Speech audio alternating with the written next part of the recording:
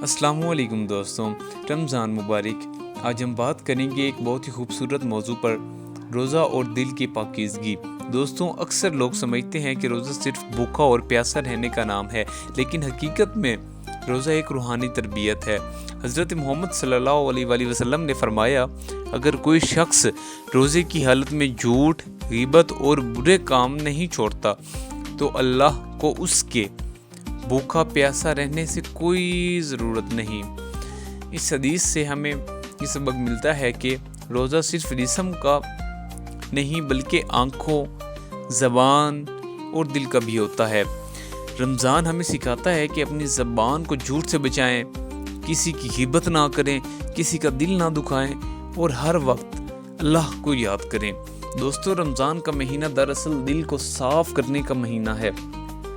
Islamic تاریخ میں ہمیں ایسی کئی مثالیں ملتی ہیں جہاں صحابہ کرام نے رمضان کو انتہائی سادگی اور عبادت کے ساتھ گزارا۔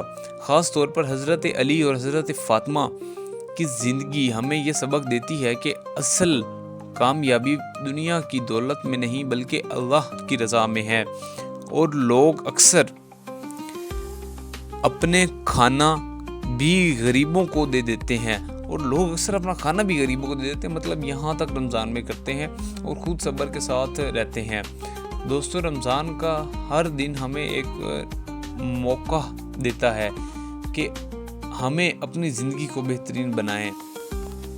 سوچیں، اگر ہم اپنی نمازیں درست کر لیں، قرآن پڑھنے کی عادت بنا لیں اور لوگوں کے ساتھ اچھا سلوک کریں۔